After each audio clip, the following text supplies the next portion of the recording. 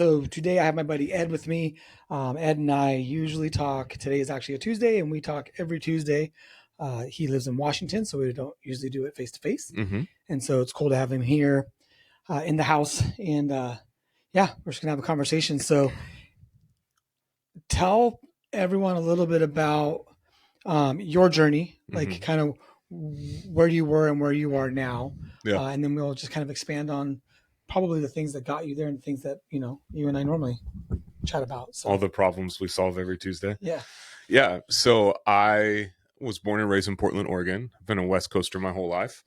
Have really enjoyed seeing and feeling the sun for the past week because we've been seeing it. I live in a small farming community outside of Seattle now, and we've had the sun, but it's still cold. So I'm enjoying the warm. We got out of the airport and literally felt like iguanas just sunning, vitamin powering up. D. Yeah. But yeah, I was born and raised in Portland, Oregon, and was raised in a like middle class family, phenomenal parents, really great home environment, and food was everything. Like we joke that there was no emotion that food could not fix, right? Like if we were sad, we ate. If we were happy, we ate. If we were angry, we ate. And I started to put on a ton of weight. Also didn't realize it then, but I have an addictive personality. So my first and primary addiction has always been food.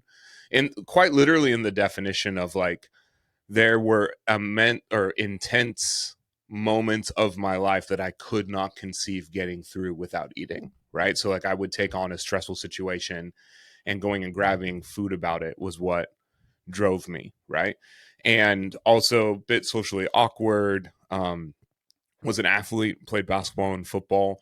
Always felt like I was on the outside looking in. Started writing a lot of stories around what belonging looked like, being popular looked like, all the while packing on weight, right? And so, um, proud of myself. I was a good athlete, even though I was heavy, right? Like I could still hold my own on the basketball court, still like move and groove on the football field, and all the while, like was deeply insecure, right? Started struggling with pornography with like as an early teenager. Again, stressful situation, can't conceive getting through the day without looking at porn or eating food, and didn't have the tools to realize, oh, I'm starting to show signs of being an addict, right? Like, and the hit college, high school was very easy for me. Um, Pretty intelligent. My dad's an English major, can assimilate a lot of information really fast. Hit college and skating by wasn't working anymore, was having to pay my way through college. So I was working a ton.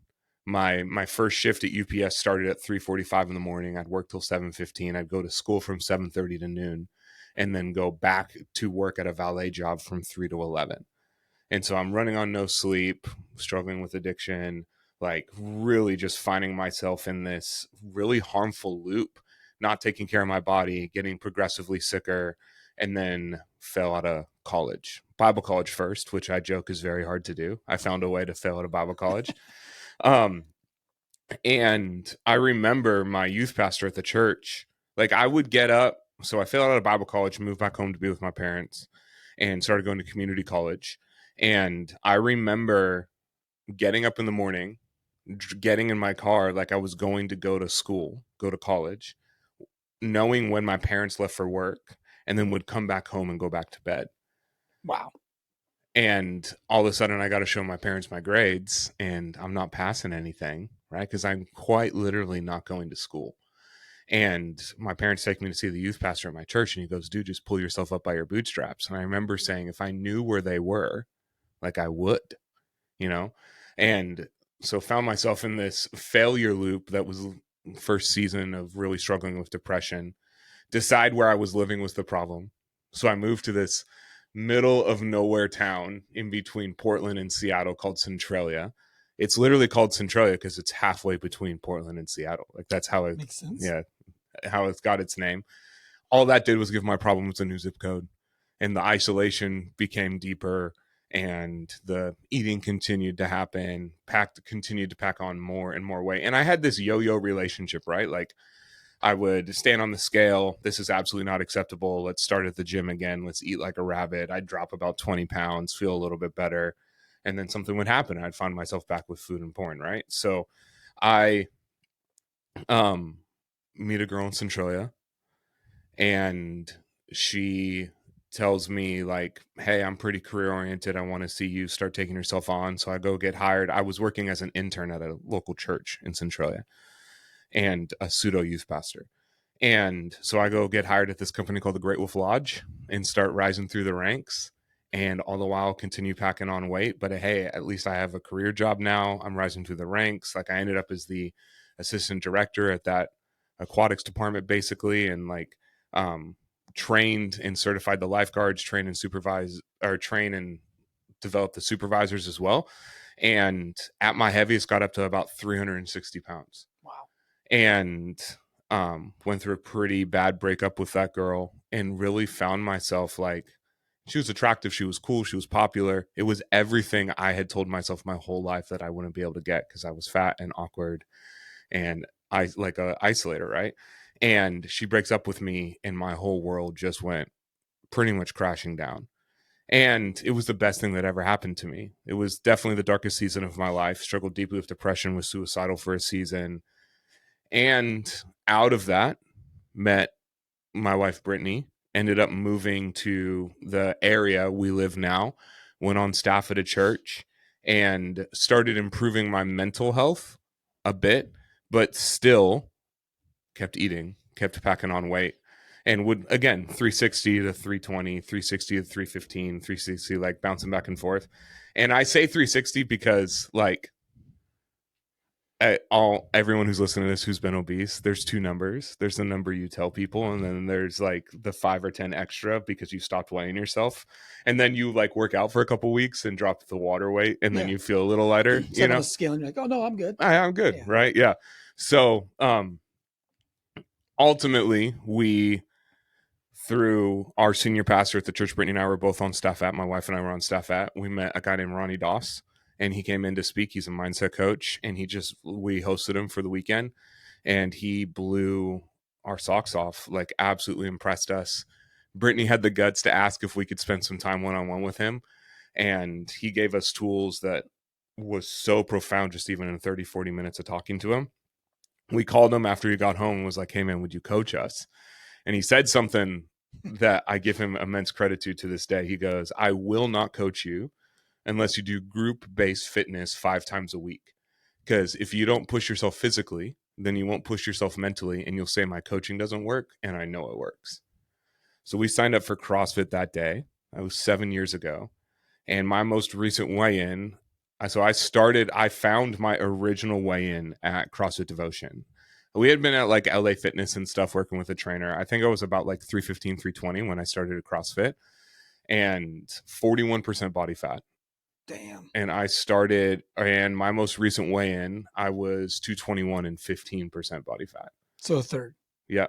So body fat wise. Yeah. So I've dropped about 130 pounds, kept it off, done a half Ironman, training for my first powerlifting comp, consistent in CrossFit, and transitioned out of we were full-time pastors for about 7 years, Brittany and I, transitioned out of that 3 years ago, about 3 years ago now. And I now specialize in helping executives, teams, leaders, people work through a bad relationship to stress. Because ultimately, when I look back on my life, I experienced something uncomfortable, and then I had a really bad learn and practice stress response, which was to eat or look at porn. And I eat. So what do you do now? So what do I do now? I move my body, number one with a bullet. I ruck every morning. CrossFit, obviously I'm powerlifting right now. Journaling has been massive. I spend an insane amount of time outside. Connection. I'm so thankful I have so many people I could pick up the phone and call when I'm overwhelmed. There's about 6 that we teach. Move, breathe. Breathwork is huge. Meditation, prayer. Those all fall in that same category. Journaling. Mr. Rogers has his quote, whatever is mentionable becomes manageable. The stuff that's in your head isn't required to make logical sense what it's connecting to. So the stuff happening at work and the stuff that's happening at home and the stuff that's happening in your finances all become this like nebulous ball of stress that continues to compound and grow. Journaling requires you to start breaking that apart and having it make sense, right? Um, Getting outside, connecting with people you love for connection's sake, like raising your hand and saying, I could use some help right now, and this is what it could look like. Experiencing awe, believe it or not, is massive. Uh, People who experience awe regularly have an improved relationship to time, are more likely to connect, and more likely to be generous Hmm. because time quite literally slows down in moments of awe. Yeah. So, Right. It's like that flow. literally, yeah. And then getting outside. Like, it's incredible how many executives I work with that spend their life moving from box to box, right? And then I asked them, like, when was the last time you just stood outside, just literally walked out of your office and stood outside for a second? I can't, I don't, you know. But getting outside is part of that awe thing, as well as all the science of, it's incredible. Under 10 minutes can have a profound impact on your base level of stress a day, just So there's standing outside. a guy was telling us, had a master in mind, and I can't remember the exact number, but I want to say it was like 364. He said like 364 is his number. And of course, everyone's like, well, why 364? He goes, because it's 364 steps from my office to like, I think the beach. And so in those moments, like you can only work so much. And then like for me, I just go walk around. Sometimes I go outside. Sometimes I just go up to the front and talk to the girls, whatever. But he's like, that's where, and he's like, I need to, and I told myself, he said told himself he was going to do this more. And that was like a commitment that he made, that he was going to make sure that he went and took those steps. Something that you and I talk about a lot. And I find funny, not haha funny, but just funny. And I see it a lot. It's weird when I think about it. The more I see it, is the word consistency. And it's used a lot currently. And if you want to be successful, if you want to get healthier, if you want to lose weight, all these things, everybody talks about being consistent. And if the people that are successful and the people that do well in those things are all consistent. And you and I have kind of a different take on that. And I believe you were super consistent. You were super consistent at feeling stressed with food. Yeah. You were super consistent at eating the wrong things. Yeah. You were super consistent at letting porn affect your life. Yeah. You were super consistent at taking pride in things that didn't serve you, because you could be big and still perform. Right. And so I don't think anybody isn't consistent. No, we are all highly consistent. That's just, Ronnie has this phrase, the truth is often harsh, but always fair. Right. And the reality is, like, I am 100% consistent. And the other interesting thing is, like, people will say, man, I'm just not living the way I'm supposed to live or I want to live. And it's based on results. We all are. Right. Like, I am always getting exactly what I want. Yeah. 100% of the time. I have never not gotten what I wanted. In the moment, I wanted Burger King. And so I got it. I wanted Burger King more than I wanted to be healthy. Right? Like, in the moment, I wanted to escape and get the dopamine high of scrolling on my phone. And so now that you know that, like, how hard is it to be self-aware in those moments? I think that's like, for me, the definition of growth is really knowing, right? We don't need to be taught. We just need to be reminded. We know that as adults. And so can I stop? Like years ago, like in community college, I had a philosophy teacher that always said, everybody knows right from wrong. And if your brain knows what you're supposed to do next and you don't do it, or if you know what's good and you don't do it, you've really turned off your reason. Yeah. And turning off your reason is spiritual death. Yeah, it's hell. And so it's like, no, I know I'm supposed to do this, but I'm not going to do it. Like that's crazy. But if you can be self-aware in those moments and be like, okay, or be okay with it too. Like, you know what? I wanted the Burger King. I went and got the Burger King. I'm okay with me having the Burger King. Also, for us, we probably know that we're going to have to go do something more than we would have done. And some people will call it guilt. I just call it a trade-off. Yeah. Right. My nutrition coach calls them recovery meals. Because without, just can't have one a day. Yeah, you just can't have them all the time. And it doesn't even have to be a meal. Sometimes it can be like you could have one piece of. Well, I don't know who can have one piece of pizza. I have never had one piece honest. of pizza. Yeah, the salad would have to be immense. Yeah. For me to only have one piece. Well, of pizza. it's super interesting because we don't realize how our brain works. So our brain is anti our growth. Like, our brain does not want us to grow. Our brain's dominant commitment is our survival and our reproduction. And any change in how we generally do life, right? Like my day in and day out is viewed as a threat because our brain takes predictability and convinces us that it's control, right? So because I can predict the outcome, I feel like I've had an influence on it. My brain tells me that that's control, and it uses that to start building my comfort zone. So the walls of my comfort zone is looking good, feeling good, being right, staying in control. When my decisions are being motivated by that, then I'm actually firmly placed within my comfort zone, right? Yeah, But there's a lot of certainty in that. yeah, exactly. Well, and that becomes its own self-reinforcing do loop, right? Where like because I'm right, I get to look good, which helps me feel good, right? And then I stay in control, and it becomes this thing. It's so interesting the people we work with who would much rather continue a dysfunctional behavior because they know how to relate to it and they know the outcome Mm-hmm. than do the work to break out of that and start establishing a new one. So because my brain is not a fan of my growth, it would much rather me stay the same. And then I feel guilty about it still being hard, right? So then I stack shame on top of something that's already hard. And shame, we convince ourselves that shame is a hole that I have to dig my way out the bottom of. And it just becomes a deeper and deeper thing. The problem is shame is actually a really motivating emotion. I think it can be, yeah. Yeah. Well, but shame and guilt. Yeah. Both. Well, guilt and shame is different, right? So shame is quite literally, I am the thing. I am a failure. I am fat. I am, right? Guilt is, I no longer resonate with the decision I just made. I'm not okay with the decision I just made, which allows me to then make a decision in the next one. If I am what I did, then I might as well unpack my bags and stay a while because there is no change there. It's quite literally the difference between a fixed and a growth mindset. So then I'll fall down this shame spiral like I did, and I'll start eating, and then the porn would follow, and then drinking eventually would follow after that because I would drink to turn my brain off from the fact that I was looking at porn and eating, right? Yeah. And then like, okay, I can't keep doing this. I feel so much shame. So then I grab for intensity instead of consistency. So I crank things to 11. I'm in the gym 2 times a day. I eat like a rabbit, and then I'd burn myself out. And the problem became that the only way I knew how to get after it was to fall into a shame spiral first. So I would allow myself to fall until I was like, I can't do this anymore. I have to get to work. And then I'd work really hard and I'd feel a little bit better. And my life became this cycle of just going around the same loop over and over and over again. And then that becomes predictable. Yeah, I was gonna say then now you get to be right again because you know exactly what's going to happen. Yep, exactly. If I do this for this, I'll get this result. Then I'll be okay. Yep. Then I'll fall back into, and then I'll get to do it again. Yeah, and then it becomes my identity because my identity is who I believe myself to be. Yeah, I'm just that guy. I'm just that guy. I'm just the guy who's like, I'm big. I'm a big guy. I mean, you're big. You're a big dude at 15% body fat. Yeah.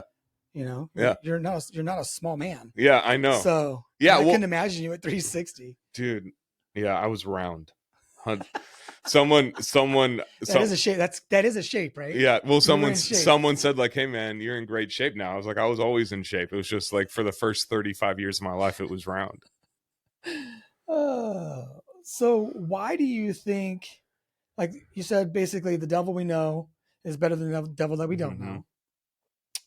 How did you break through of that? Like I said earlier, to become self-aware, to be like, okay, I know what I'm doing here. And I know this isn't conducive to the result that I say I want. Is that through the journaling? I think even in the beginning for me, it was journaling because I had to sit with myself and I had to figure out what to write down. And I had journals that prompted me to write, right? So it was a lot better than just like, because people say, I don't know how you can do that. Well, I couldn't. Now I can sit with a blank piece of paper and write. But before, no, I needed to be prompted like 3 things you're grateful for. What's the hardest thing you need to do today? What's the hardest thing you did yesterday? And kind of work through that. But I believe the difference between success and failure is knowing that we're going down the path we shouldn't and then getting us back on track. I don't know if I'm ever going to get to that destination, but I know if I can get back on track, it's like if I was going to go on a 50K trail run, I might not be on track the whole time. I might not be on the trail, but as long as I can get back to the trail eventually, I should get to the finish line. Yeah. Whether that's Yeah, 2 days from now, 3 days from now. We call them off ramps and on ramps. And unfortunately, off ramps are way easier to find than on ramps. Right. And again, our brain is looking for the off ramp. So for me, it started with accountability. So we hired a coach. We hired Ronnie. And we're in the CrossFit gym, we're pushing, and we start getting sore, starts becoming uncomfortable.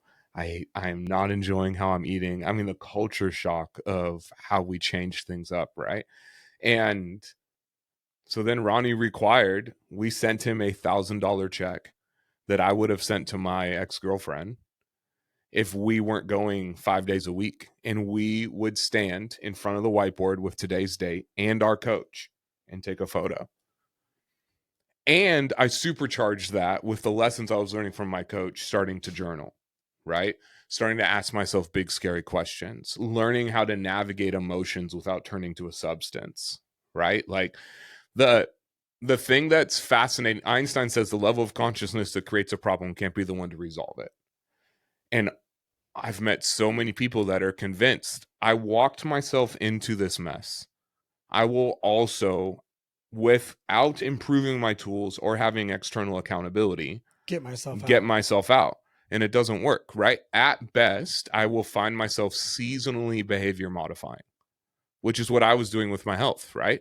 I still have a nutritionist.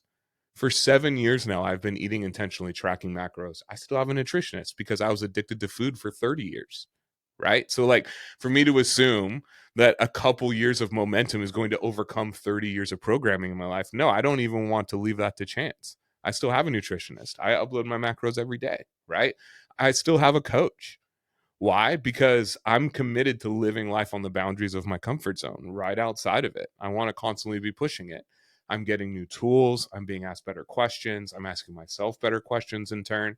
And because I was held accountable to journaling, moving, breath work, getting outside, another thing that's a great tool that we have everyone do is we have them track. What we track grows, right? So I track my sobriety from stuff like I haven't looked at porn. I haven't eaten outside my macros. I also track the behaviors that I'm looking to grow in, right? And yeah, because you can't manage what you don't measure. Yeah, and it becomes really easy to tell on myself, which is my favorite definition of accountability, right? The other thing that's super interesting is my awareness of my indicators have grown. Most of us don't know what our dashboard looks like. So I know my blinking red lights. If I'm scrolling on my phone, if I'm eating outside, if I'm compromising on my nutritional plan, right? Or if I'm isolating, I have stress I'm not managing and I'm headed towards a breakdown. So Brittany, my wife, knows those. My mentors know those. And when they start seeing them, they point them out. Red flag. It's a red flag. Hey, man, you good? Starting to notice this thing, right? I have a text thread of the higher level guys that I coach. And if I'm not posting in that daily, that's a flag for me. I'm isolating, right? So you're right. If we can, like, I'm on this mission. Everyone, man, I had 3 thoughts pop in my head at once. I'm going to put them in order. We play behavioral whack-a-mole based on Instagram reels we see, trying to get results quickly.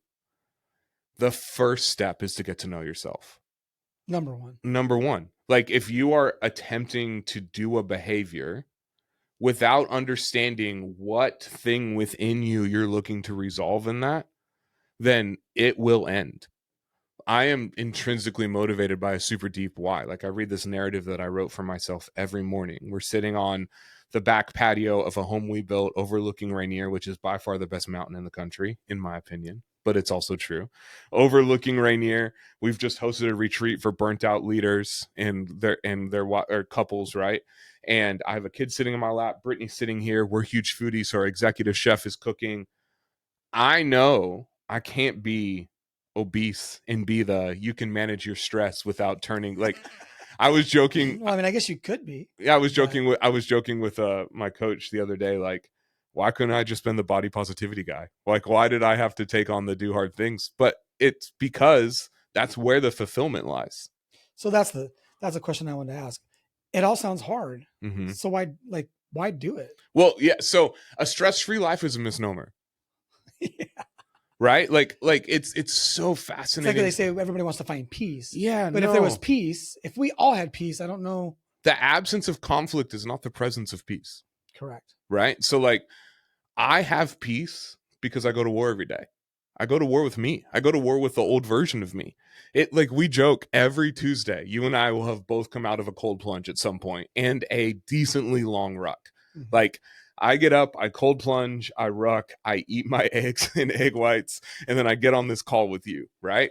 And both of us are like, yeah, I stood out. I deep cleaned the kitchen for the third time that morning, and then I stood outside it for a couple minutes, and then I got in. Like the battle never ends, and that's where the peace comes from. Is I know I can perform when I'm stressed. Like it's so interesting. A lot of the executives I work with, they're leveling up through their companies, right? And then they're like, "Man, I don't know why I'm falling apart." It's like you aren't battle ready. There's dude. no base. There's no base. Like that. Life will demand that you pay. I want to choose when. Correct. So I do hard every day because life will bring hard inevitably. Like remember, our brain views any change in our comfort zone as a threat. Any change in our comfort zone is a threat. So then stressors, which is the event, is coming at you all day. Every single day, you're going to encounter opportunities for stress. Stress is my story about the event. And not the event. Not the event. Stress is a story, 110%. There's stuff that doesn't stress you out that would scare the crap out of me, and there's stuff that doesn't versa, and vice versa, right? So we both have different stories about the same neutral event, right? I find that with anxiety when Melinda has anxiety, and I'm like, I'm more empathetic now than I ever was. And then we'll talk through it, and she can breathe through it. And I'm like, if you notice, we're all in the same place.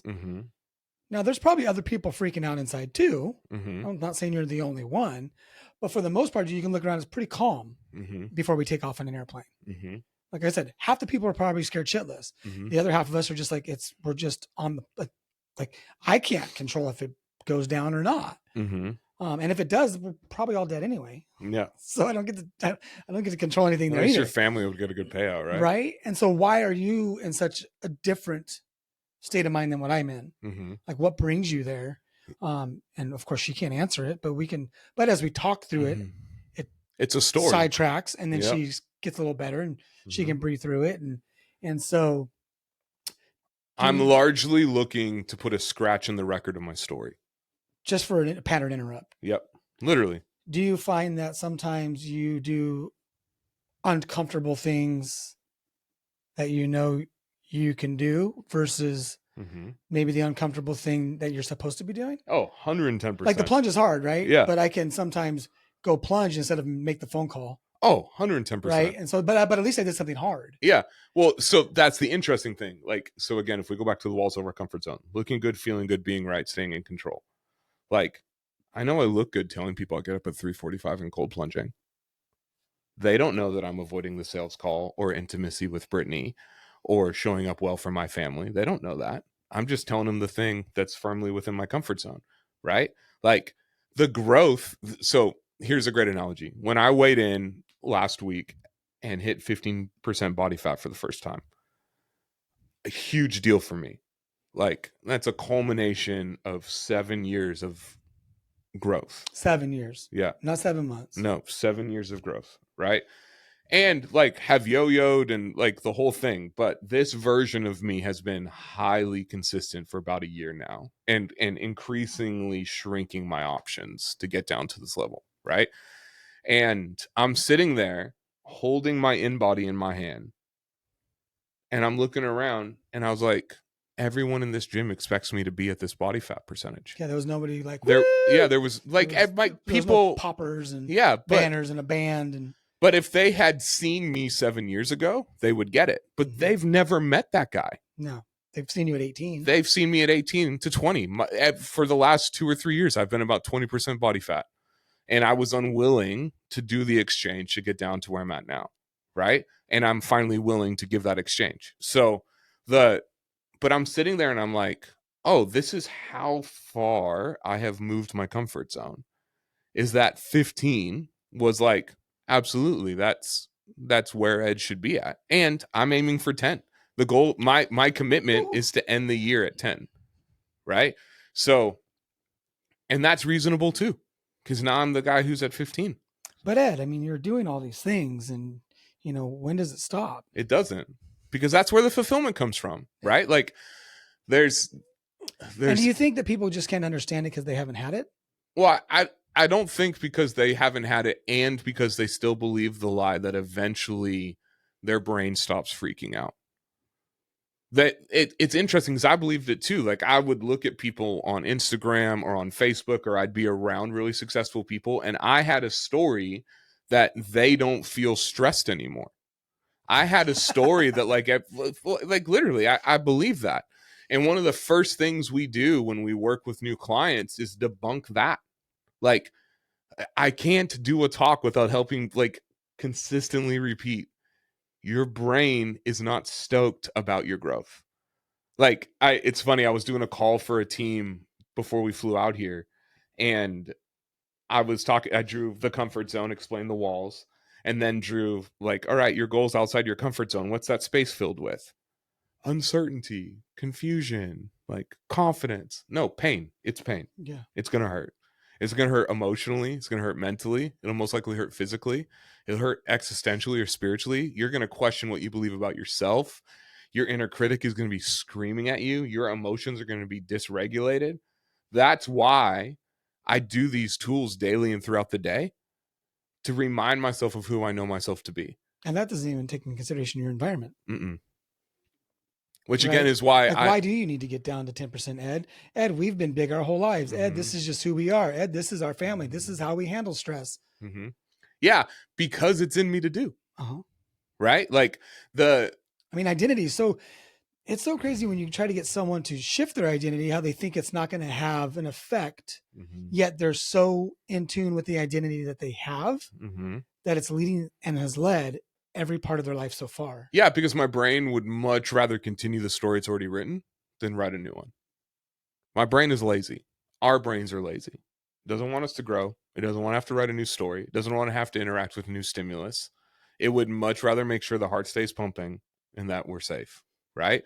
So quite like it's interesting. I was working with I do mindset stuff at our gym at Devotion. Especially for athletes who have like lost a lot of weight or are beginning that journey. And one of the things I help them work through is the auto correction back to being obese, because people start saying, hey, you look so good. And they don't feel that because they have decades of data that that's not true. Right. And the willingness to stay curious about who you are is a fascinating thing. How do you keep that? By continuing to do things I told myself I couldn't do. Like, so you and I talk about do loops a lot, and you will deal with both sides of these. Who I believe myself to be either limits or grows what I believe I can do, which then reinforces who I believe myself to be. And then that in and of itself becomes a habit. And I'm not even thinking about it. I walk into scenarios, click into a story about who I am, and then that dictates what I do. So one that I'm actively working through, you and I have talked about a bit, is like I have to stop. I will stop saying this because it's part of a do loop for me, but they didn't cover sales in Bible college. Right. And now I'm a full-time entrepreneur. Yeah. I don't believe that though. Yeah. Because it's pretty. Yeah, I know. You're the best salesman ever. Yeah. So the interesting thing is I was doing these affirmations around being a quality salesperson, but then not doing the uncomfortable thing, like not actually being a salesperson, not actually being a salesperson, actions of what a salesperson would do. So I had the top half of the do loop, right? Like I had identified who I wanted to be, right? But because I wasn't doing the thing, I didn't get the supercharge of the do loop. I was just still living in the old one. So it's crazy to me because you have such a church background, and it reminds me, to me, an affirmation can be a prayer, but prayer without action is, you're probably not going to get the same result either. Yeah. And so affirmations are great as long as you go out and do the work that's required of achieving whatever it is you're affirming. You're affirming something as if it is. Well, Mhm. as if it is, then you would have to either have done the work or you're doing the work. Yeah. Right. And I Yes. think a lot of people, like, they just want to get in the mirror and say, I'm a money magnet. I am a money magnet. But then you don't go out to do anything to draw any money towards you. It doesn't have to be about money. That was just an example. But, Yeah. I think we lose sight of that sometimes. You can write about it. You can tell yourself about it. You can think it. You can meditate on it. You can pray about it. You can do all those things, which are all great to do in conjunction with taking action, the fucking work. Yep. Because no matter what I do or who I talk to or what the sales are or whatever it is, one thing I have found that is true is that work works. Yep. It's the number one thing. And I give like an influencer or people that sell stuff online by just wearing it and doing, like, they don't do anything, but they do, because there's still a lot of work in creating content. And as I started to create content, I realized it's a lot of work. Yep. Yeah, they might just be documenting their day, but they're still shooting more video than I'm shooting. Yep. They still have to do enough to where they got enough people to look at it for someone to be like, hey, DM us for these shorts and then please wear them. Right. And so there's still work involved there. Well, so the thing that was so fascinating is realizing I have mastered that in so many other areas of my life. Right. And then what I'm realizing is, like, our stories that we have about ourselves are a tiramisu. Right. And each level exposes a new level of supporting story. And there were identity things in me that over the last about 6 months, working with a new coach and joining a mastermind, and like, I've exposed about myself that I literally hadn't seen before. Like, I hadn't even though you scraped got that rid yet. of part of, obviously part, Yep. it wasn't the whole identity, even though you might have thought it was, well, that identity is now in the past. Yep. This is who I am now. There was still parts of the old identity that were starting to surface. Yeah, absolutely. It's kind of like a foundation that you're scraping away at, right? Like, I don't know if you've seen those memes where they're like, if you uncover a new dinosaur on the ice, you got to put that thing back, right? Like, but those, you dig to find those. And I am more committed to reaching my potential than I am leaving things covered, right? And so that's the key. Yeah, absolutely. Because I've tasted how powerful and expansive I am.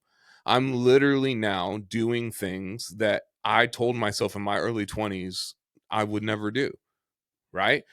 And okay, if that works in this domain, then that will work in the other one.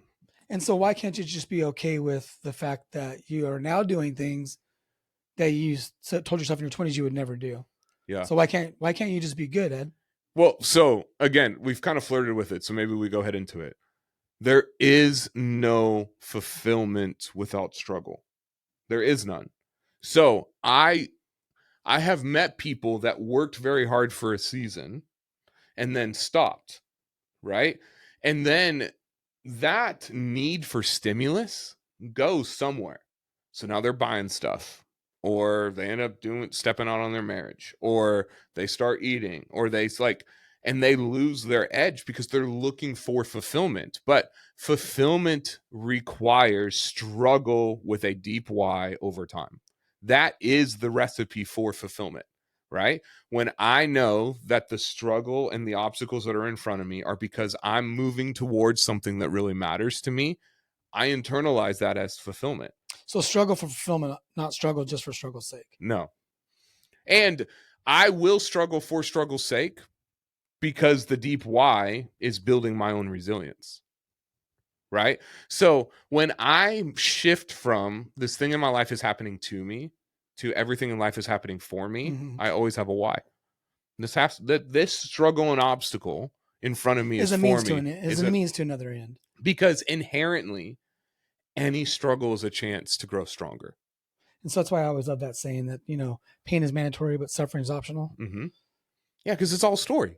Because there could be pain in doing the things, but I also know in my life there's been pain in not doing the things as well. Yeah, because again, like, life requires payment.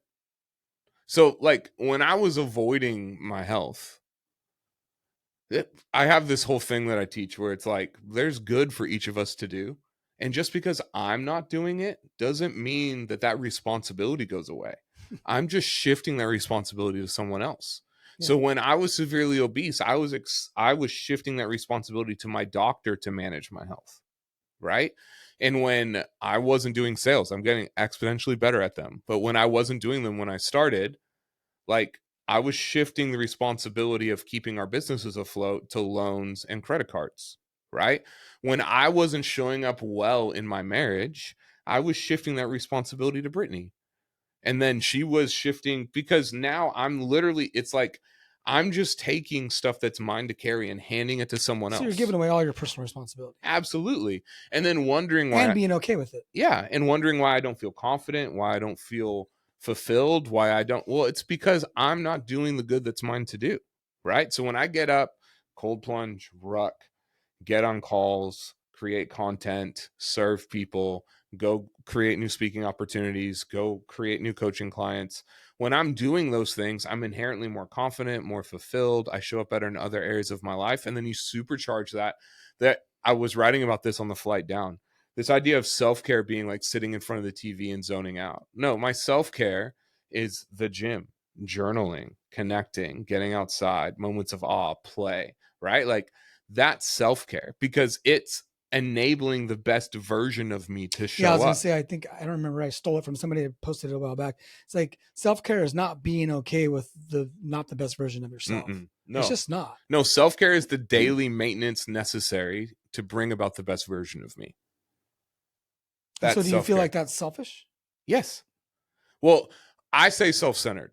I'm centering myself on the highest and best version of me. And so can you be there for your family, your friends, your clients, the people you coach, if you're not? Yeah. Right? No. It is inherent. Well, you and I talk about this. All of life is inherently selfish. 100%. Right? Because I feel most like me. Like when people say, thank you so much for your time, I'm like, I wouldn't have given it to you if I didn't want to. Correct. 100%. Right? Like I feel most like me doing this. I will coach and speak for the rest of my life because I absolutely love it. Like this is what I do. Anytime I get the opportunity to do that, I'm being selfish because I feel most like me. When we give money away. Yeah. Or we volunteer. Yeah. Or like my wife and I were at the Humane Society for years. Mm-hmm. It's like, it's for the dogs. Is it? Yeah. I mean, yes. Yeah. And how did you feel when you left? Great. Yeah. It's for me. 100%. Yeah. So like when we travel or when we go down to see my parents, I get in my truck and I drive to this local park and I park and stare at the river and I go through my morning practice. I ruck, I journal, I read, and then I come back. And everyone knows like Ed's not around until, well, it's still 6 or 7 because I'm still up early. No one else is up early. So on average, most people don't know that I've gone and done all of that and come back already. Right. And it gets to be where it's just in the beginning, you don't want to be the weirdo. Mm-hmm. Right. But then over time, a while back, my family had a pizza party and my stepmom's like, are you okay? And I said, well, no, but I can just bring a meal. Not a big deal. She's like, well, no, what would you eat if it was there? I said, well, just some chicken and vegetables. She's like, great. So I show up, there's chicken and vegetables for me, and there's like 10 pizzas. Mm-hmm. Right. And then the next time it was the same thing. I go, no problem. And then like, no, we're going to do this. And then I show up and there was no pizzas. And my dad made like 6 drunken chickens on the barbecue. Mm-hmm. Now everybody's having chicken. Mm-hmm. So you turn into being the weirdo into like, maybe we all should just be eating a little better. Not that pizza's bad. I love pizza. And for the longest time, I remember going to Tony Robbins years ago and him saying that he would bring his own cheese to his local pizzeria because they wanted to use his cheese instead of the shit cheese or what he considers shit cheese. And I was like, that is so pompous. Like, like the balls. Right. And then the more I get into something, it's like, well, why wouldn't he? Mm-hmm. If they're okay with it, they still get to make the money. He still gets to go out on a date with his wife. He still gets to be social, be out in public, all of those things instead of just being closed off at home, making his own. And it's good for him. It's good for them. That's a win-win. I've traveled this whole week and not had carbs. Everywhere we went, we've offered to cook. And I've had green beans, asparagus, and onions and chicken pretty much the whole time. Because I'm more committed to bringing about the best version of me, right?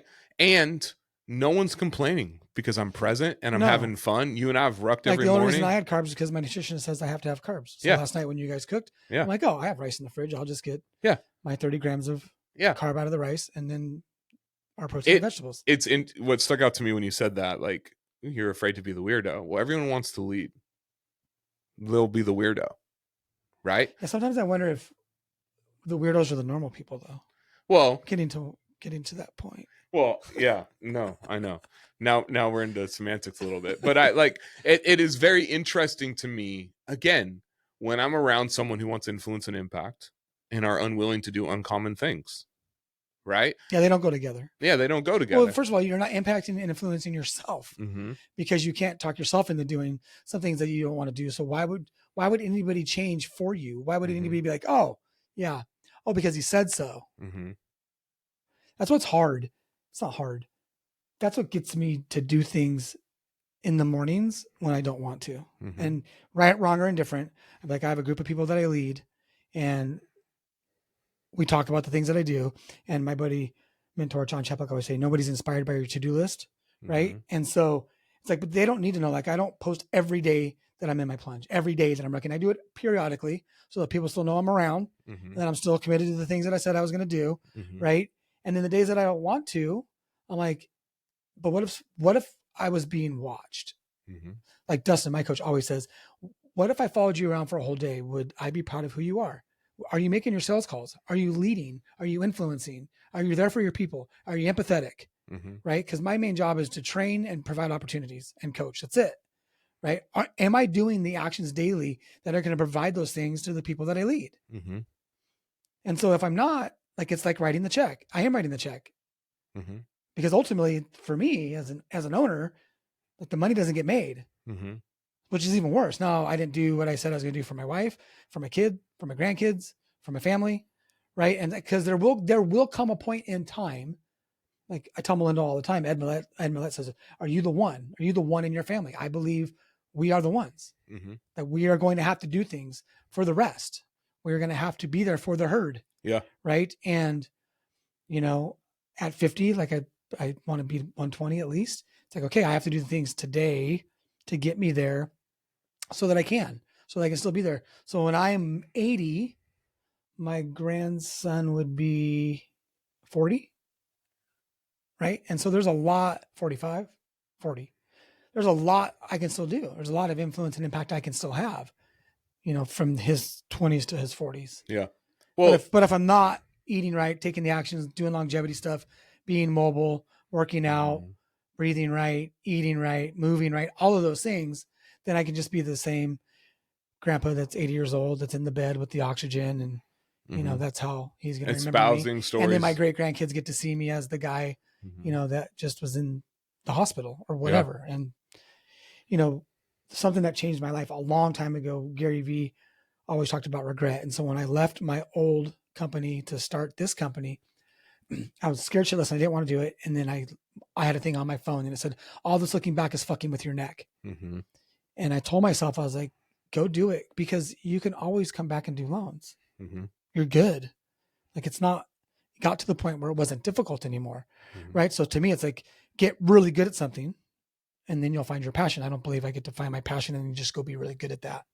I personally don't. There's a lot of people that do. But that's hard. I mean, it's all hard.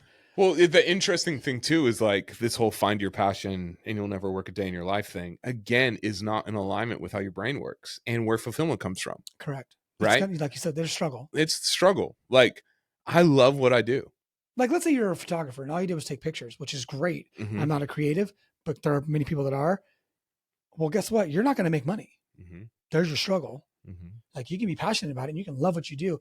You can go out and do it and you can, sell pictures out of the back of your car or whatever it needs to happen, but there will be struggle there, and you can lie to yourself and say, that's just how it's supposed to be. That's what artists do, but there's struggle. Yeah. And there's different stressors. And again, we don't rise to the occasion. We fall to our discipline. Right. So then it's like, if I cannot point. So for example, my coach that I'm working with now does BJJ, Brazilian Jiu Jitsu. And I'm going to start after I'm done with this powerlifting comp, because I have no base of reference for that. That is brand new. We went on Sunday before we drove out here. And I got my butt handed to me for an hour straight. Like about every minute to 90 seconds, I was tapping out. And they're 5-minute rounds. So I was tapping 3 times every 5 minutes and I rolled for an hour. Right. And what a phenomenal place to learn to be a learner. Yeah, you need to be childlike because Yeah. you don't know anything going But into so it. many people we're working with can't point to an area where they're uncomfortable right now, where they're learning, where they're on the low end of the totem pole. Like it. Do you think if they could, they might not even be with you? Yeah. Right. Yeah. Yeah. It's so interesting. Well, and then the thing they do is as we work on awareness, then they're like, man, like there's all these areas I've let fall stagnant in my life. And then they do that shame cycle again. Right. And it's like, no, think about how brave you are and how committed you are to growth that you're letting some random 30-year-old you've never met except on Zoom because you heard that I helped your friend and I came and spoke to your team or whatever. And now we're working together. Like that is a commitment to growth. Correct. But again, because of the story that we put around ourselves, we can't. That's the interesting thing about our RAS, or the reticulating activating system, is it deletes, distorts, and generalizes stuff that I'm saying is not of value. So the behaviors that I'm doing that aren't congruent with my do loop, I literally can't see. Crazy, right? Yeah, literally can't see. So as I've Very been, convenient. yeah, because again, our brain wants us in our comfort zone. So, what's one thing that you would share with somebody who maybe is the 15, 18, 21 year old dad, someone that was in that position, whether it's porn, whether it's food, whether it's drugs, whether it's alcohol? Mm-hmm. I mean, addiction's addiction. So, what's the one piece of advice that you know that they could convert and take and actually do something with, Mm-hmm. that you would give somebody? Ask for help. 110%. You will not beat that on your own. Like my life changed when I raised my hand and said I'm not doing good and then submitted myself to accountability. And has that got easier for you over time? Yeah, absolutely. Yeah. And I still I am realizing an area I'm growing. I'm realizing I'm still sneaky. I still sneak stuff just because it's a habit. I don't even have anything to sneak anymore. And I still sneak. I still find stuff to sneak. Right? So I still tell on myself all the time. And sometimes I don't. Right? But I know the most powerful person in the room is the one with nothing to hide. Yes. Right? So the more that I'm raising my hand and I'm like, hey, nutritionist, I ate off plan today. Or the more I check in with my accountability partner, I'm like, dude, I was deep into a scroll and this was not good. And I felt that pull really hard. Right? Like the more that I tell on myself, I move from shame, which hides. Right? Shame hides because I am this thing and that feels dirty and guilty. And what would people think if they knew I was this thing? Right? And keeps me in guilt, which is I don't resonate with those behaviors anymore. Right? And I am now at choice and I'm going to choose to do something next. Internal self-discipline always starts with external accountability. And if I'm committed to living at the outward limits of my potential outside of my comfort zone, I will inherently always benefit from external accountability. So I have accountability to sales now. My coach holds me accountable. There's an Excel spreadsheet. Bam, bam, bam. I either did it or I didn't. And there's a consequence attached to not doing it. And there's a reward attached to doing it. Correct. Right? You're not going to get the result. I remember a long time ago, someone making the analogy, like if you paid a personal trainer to go to like a Globo gym, LA Fitness, whatever it is, and they're like, okay, you're on the machine. I need you to do 5 sets of 10. And you go, okay. And you wrap out 10. And then second set, you take your break, wrap out 10. And they're like, I have to use the restroom, be right back. And they leave and you wrap out 4. Mm-hmm. And then you wrap out 4. And then you wrap out 4. And they come back and like, where are you at? And I go, I got 1 set of 10 left. And you wrap out 10. They're not getting paid any less. Mm-hmm. I don't want to say that they don't care, but like at some point they're probably numb to the fact of people like I can't do it for you. And the only person that's going to lose is going to be you. Yep. And then in Ronnie's case, then it's the personal trainer that didn't work. He's just a shitty trainer. Yep. It's like, no, you're just a shitty student. Yeah. Like, well, yeah, I get out of those relationships what I put into them. Right. And that's why my favorite definition of accountability is the willingness to tell on myself. And we have stories around that because so many of us live in shame. So if they knew that I did that type of, so an interesting thing about shame is it's not even necessarily the thing. It's that you're the type of person capable of doing that thing, right? So then if they knew that I did this after I said I wouldn't, or if they knew that I still can't get over the hump and be consistent in this thing, then they would treat me like their evaluation of me would go lower. I'm going to be kicked out of the tribe and I'm going to be eaten by the tiger, right? So you're then what I call human. Yes. Yeah, I'm on this crusade of normalizing what we feel. Like, the more that I understand that my brain is convinced that if I owned up to the fact that I'm not doing good right now, I would be kicked out of the group. And when we were tribal, nomadic people and got kicked out of the group, then we got eaten by the tiger and we didn't make it. Like 110% you die. And my brain is like, if you told Greg, which I've done before, man, I'm really still struggling with this. I have this story I'm not believing, right? And you don't meet me with shame. You're like, well, then what are you going to do about it? Right? You help me move to guilt is an action-based emotion. Yeah. I do not like how I feel. I'm going to do something about it. So I want to do something to make myself feel better. Shame is not an action-based even if it makes me feel worse in the moment. Oh, yeah, 110%. Most of the time, right? Yeah, it always will. Like, again, when I understand how my brain works, your brain is not, like, my brain is not stoked when I admit that I'm not doing good. Because that's a stressor. I might get kicked out of the group. But you have to own it, because you can't change anything you don't own. So then once you own it, then you can actually take steps forward to change it. And most people don't have someone in their life that will meet them with curiosity, right? So when I tell my coach... They don't meet themselves. Yeah. With curiosity. So curiosity and shame can't exist in the same spot. So when I feel shame start rising up, I am training myself. I'm getting faster of going into curiosity. So what happened? Why do I think it happened? And what will I do now?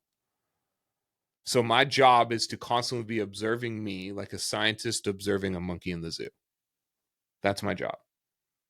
Why do I think that, what happened? Why am I feeling this? Why do I think that happened? What will I do now? And then there's this whole set of carry-on questions you can ask if you find yourself in story about that, right? Like, is this story true? Byron Katie did this phenomenal thing in this book called The Work. Like, is it true? Can you be certain it's true? Because there's so many times where it's like, yeah, this is true. Well, it feels true. It's not actually objectively maybe you need it to be true. Yeah, or I need it to be true. And then, like, who could I be if I let go of this? What's a different belief that would serve me better, right? And I start, and you get to the point. Oh, that's good. Yeah. Like, a powerful question to ask is if I, like, who could I be if my relationship to this thing improved? I remember listening to a pretty blatant Jordan Peterson thing. Oh, don't get us canceled. And he's like, if you were to sit on the edge of your bed and you were to think about the one thing that you knew you needed to do to make whatever it is better, or you better, or change your life, or whatever it is, he's like, could you? And then the really hard question is, would you? Because I think that's... And then if you wouldn't, then now you have to self-reflect on what kind of asshole. Well, yeah. So it's so interesting to me. So self-esteem is the question of, am I worth it? And I think that's a question a lot of people haven't answered. Like, well, I don't think they could if they don't have the self-esteem. Well, yeah. But we're not thinking. So now we're back to this behavior modifying thing again, right? So if I'm not worth it, if I believe I'm not worth it, how do I change that mindset?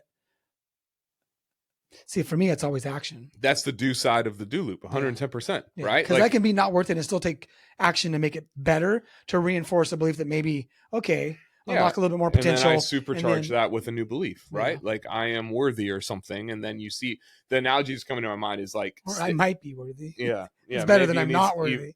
Maybe you need some wiggle room. It's like a do loop is like standing at a garden saying, I have no weeds. I have no weeds. I have no weeds. A do loop works when I have no weeds is said as you're pulling weeds, right? So the way you build your self-esteem is doing esteemable actions. We ask people who say they have low self-esteem, if I was to observe how you treat yourself and how you allow others to treat you, what would the value be of you? Right? And you start saying, well, I don't keep my word to myself because I don't get up on time, right? And then I don't keep my word to myself because I'm compromising on my nutrition. And I don't keep my word to myself because I don't stand up for myself in the office, and I don't keep my word to myself because I don't stand up to my partner when I need to, right? Like I don't, well, then no wonder your self-esteem is low. Like it comes down to fundamentally, when I begin to keep my word to myself, my self-esteem grows, my competency grows, my confidence grows. Well, relationships are based on trust, and you don't trust yourself. Well, but we rarely remember to keep ourselves in that relationship. So equation. I think having been, like you said, ask for help, because most of the time you're not going to ask yourself those questions. And so when somebody else can, now you can have that self-realization, which to me is what coaching is not telling somebody what to do, but having them figure out what they need to do. So like you said, you ask that question and now they have to answer, well, I don't do this and I don't. And then all of a sudden, I mean, for anybody searching, you'd have to be like, well, wow. It's a mirror. Well, how would I have confidence? Like you just laid out all these things. How could anybody have any self-esteem or self-confidence if this is the way that this is their story, at least on how they're being treated? Yeah. And then if that's my story on how I'm being treated, how do I get to change that? Stand up for myself. Yeah. Keep my word to myself. And it's the little things. Like you said, it's just, I'm going to wake up at 7:00 every single day. Well, then wake up at 7:00 every day and do that for a month. You don't have to wake up at 7:00, then go cold plunge, then go ruck, then go to the gym, then eat the egg whites and the avocado. And then like you get avocado. Get up That's a good day. at 7. Yeah. Yeah. Well, my nutritionist is nicer than yours. I'm trying to get bigger. You're trying to get smaller. Well, yeah. Ultimately, confidence is the byproduct of my action matching my intent. So any area that I don't feel confident, there's good I know to do that I'm not doing. And that is solved by the do part of the do loop. Yeah. Well, you and I could talk forever. Yes. And so I'm stoked that you got to be here. Yeah. And we got to do this in person for once. Yeah. And so I think you always bring a lot of good insight, and it makes my brain turn, and my brain will be turning all day now. So thanks for being on, and I love you like a brother, and I'm glad that you guys are here. Yeah. Thanks so much for having us.